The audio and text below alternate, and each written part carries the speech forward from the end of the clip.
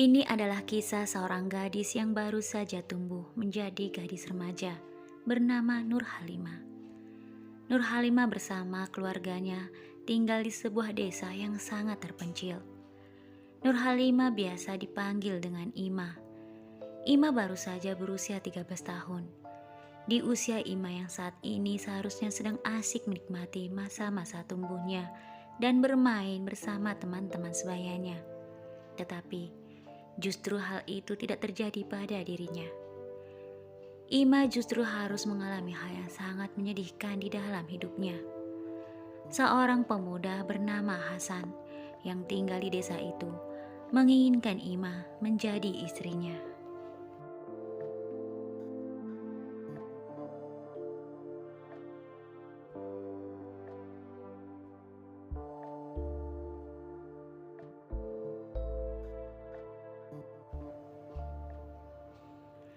Hasan yang usianya terpaut 10 tahun di atas Ima, nekat untuk menikahi Ima yang baru berusia 13 tahun. Hasan dan keluarganya merupakan salah satu orang terpandang di desa itu. Kedua orang tua Ima yang hanyalah seorang petani biasa, hanya menyerahkan semua keputusan tentang lamaran Hasan kepada keluarga besarnya dan para sesepuh di kampung Ima. Begini Pak Didin, kami datang kemari untuk melamar putri Bapak yang bernama Ima, kata orang tua Hasan kepada ayah Ima. Melamar putri saya, Ima, kata ayah Ima. Iya, kami datang kemari untuk melamar putri Bapak, jawab ayah Hasan.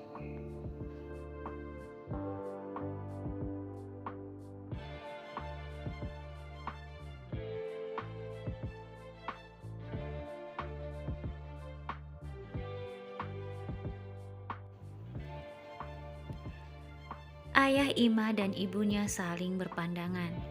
Mereka tidak tahu harus berkata apa, karena mereka tahu benar bahwa putri mereka Ima masih sangat remaja, dan Ima memiliki cita-cita untuk melanjutkan sekolahnya.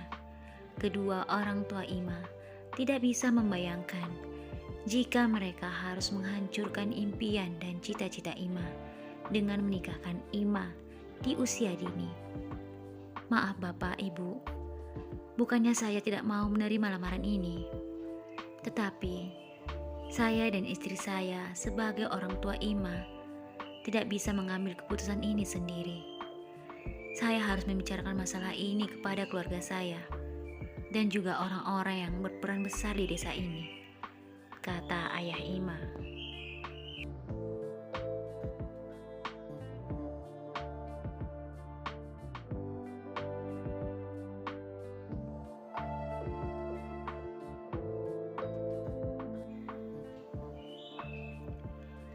Kedua orang tua Hasan tertawa mengangguk lalu berkata, Ya, kami bisa mengerti hal itu. Tidak apa-apa, kami akan menunggu keputusan tersebut. Beberapa hari lagi, kami akan kembali datang kemari untuk mendengar jawaban Bapak. Setelah itu kedua orang tua Hasan berpamitan untuk meninggalkan rumah Ima. Baik Pak Didin dan Ibu, kami permisi dulu. Kami harus menghadiri undangan dari Bapak Kepala Desa, kata ayah Hasan. Oh ya, silakan Pak, jawab ayah Ima santun. Tetapi sebelum melangkahkan kakinya pergi, ayah Hasan sempat berkata, Oh ya Pak Didin, saya hanya ingin mengingatkan kepada Bapak, tolong pikirkan baik-baik tentang lamaran ini.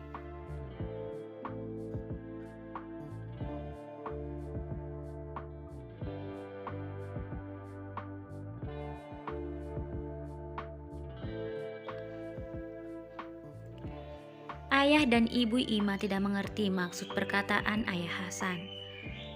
Mohon maaf Pak, maksud Bapak apa ya? Kata ayah Ima. Ayah Hasan tersenyum lalu berkata, Bapak tahu sendiri kan, saya dan anak saya itu orang terpandang di desa ini. Jadi jangan sampai menyesal menolak lamaran ini. Lagi pula, Bapak harus bersyukur. Aku mau menikahkan anakku dengan putri Bapak. Ya, yang bisa dibilang tidak ada apa-apanya dibandingkan dengan keluarga kami.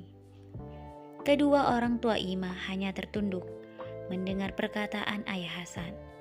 Meskipun mereka merasa sangat terhina, namun mereka hanya mampu untuk bersabar. Setelah kepergian ayah dan ibu Hasan, kedua orang tua Ima duduk terdiam.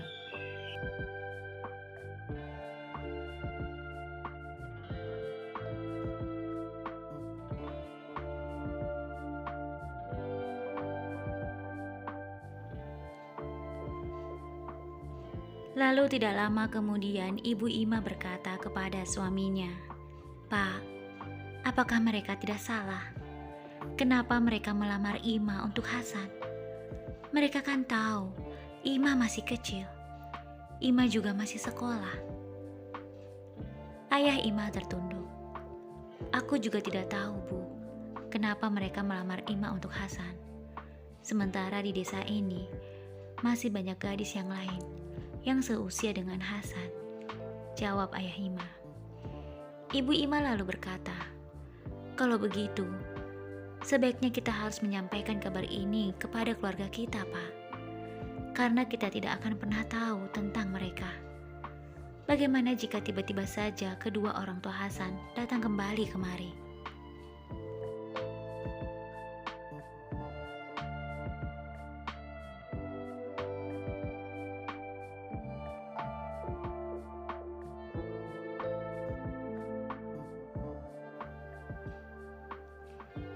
Ayah Ima mengangguk. Ibu Ima kemudian kembali berkata, "Tapi jujur saja, Pak, setelah mendengar perkataan mereka tadi, aku akan berpikir 1000 kali untuk menikahkan Ima dengan Hasan. Bahkan mereka telah terang-terangan telah menghina kita tanpa memikirkan perasaan kita. Bagaimana jika nanti setelah Ima menikah dengan Hasan, mereka pasti akan sesuka hati menghina kita. Aku tidak bisa membayangkan hal itu terjadi pada keluarga kita, Pak. Terutama nasib Ima setelah menikah dengan Hasan. Jika keinginanku saja yang boleh didengar, aku tidak akan pernah setuju Ima menikah dengan Hasan. Karena bisa saja mereka melakukan hal yang tidak-tidak pada Ima."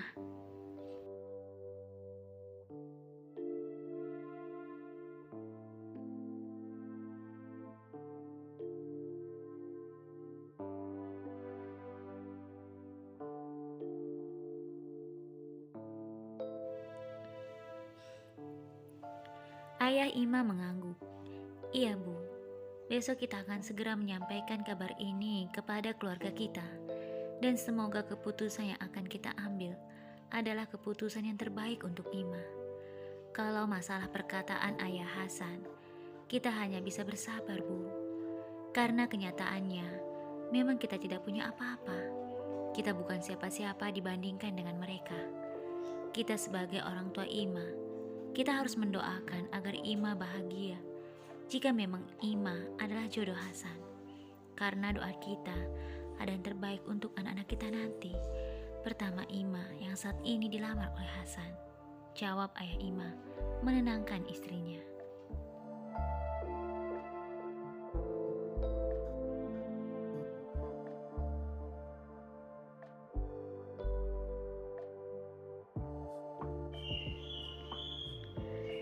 Keesokan harinya kedua orang tua Ima menyampaikan kabar itu kepada keluarga besarnya dan sesepuh yang berada di desa mereka. Keluarga besar Ima dan beberapa sesepuh berkumpul untuk membicarakan masalah lamaran Hasan terhadap Ima. Setelah beberapa hari berunding untuk mencari keputusan yang terbaik untuk masa depan Ima, maka mereka akhirnya memutuskan untuk menerima lamaran Hasan. Hal itu membuat keluarga Hasan merasa sangat bahagia karena keinginan mereka untuk menikahkan Hasan dengan Ima akan terwujud. Kedua orang tua Ima pun menyampaikan hal itu kepada Ima. Dan tentu saja, apa yang dikatakan oleh orang tuanya membuat Ima merasa sangat sedih.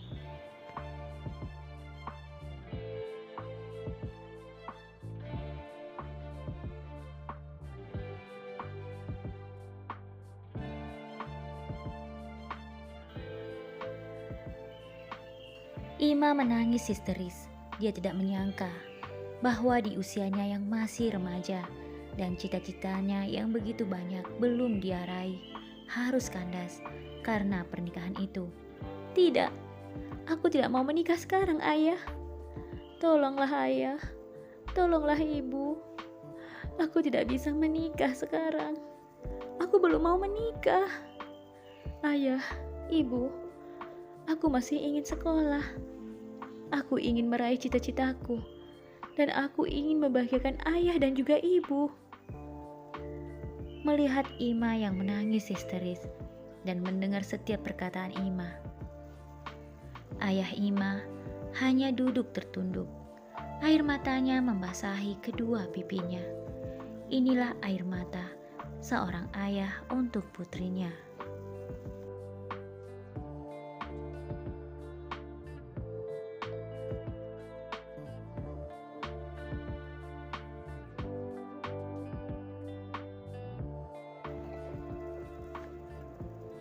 Sementara ibunya mendekati Ima dan terus membujuknya.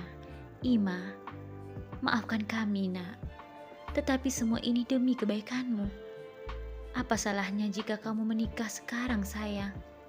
Lagi pula, tidak ada bedanya kamu menikah sekarang ataupun nanti. Bahkan mungkin saja setelah kamu menikah, kehidupan kita akan menjadi lebih baik. Tidak usah berpikir yang jauh tentang kehidupan kami. Setidaknya, kehidupanmu sendiri akan menjadi lebih baik setelah menikah dengan Hasan, kata Ibu Ima. Tetapi Ima masih tidak mau menerima pernikahan itu. Ima lalu kembali berkata, "Tidak, Ibu. Aku tidak akan mau menikah sekarang. Aku masih ingin sekolah, Ibu. Tolong dengarkan aku, Ibu. Jika aku menikah sekarang, itu sama halnya ibu dan ayah telah menghancurkan kehidupanku.